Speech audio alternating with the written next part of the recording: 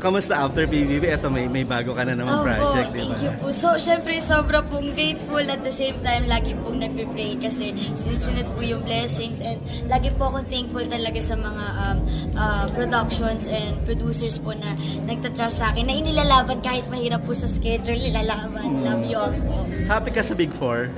Opo naman, kasi kahit po ano naman mangyari, balik-balik na rin. Lahat po talaga nung nandun, rooting kami for everyone. So, either way, kung ano man maging kalabasan, talagang we're gonna root for them, susuportahan namin sila kung ano man mangyari. Tsaka, ayun, parang ang hirap po silang hindi ma-appreciate and hindi supportahan. Lahat talaga sila big four material, big winner material talaga lahat ng housemates. Memorable experience mo sa PBB House? Memorable, bukod sa muntik ako mamatay, siguro yung Talaga?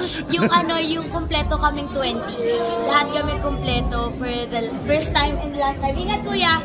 For the first time and for the last time. Tapos yung nagbigay kami ng words of encouragement sa isa't isa. Alas na lang, lagi namin tinatanong sa paglabas ng PBB House kasi parang, di ba, ang daming camera, especially on CR, how paano yung gamit mo ng CR na hindi ka masisilip? Nung umpisa po, nakadamit pa ako, maligo, ganyan. Tapos nalaman ko lahat pala sila, mabilisan na lang din. Tapos wala na sila pakialam sa camera. Ganun na lang din po ako latter part. Kasi medyo kumakain po talaga ng oras kapag po ang dami mo pong kolorete. Tsaka parang ang dumi-dumi mo po.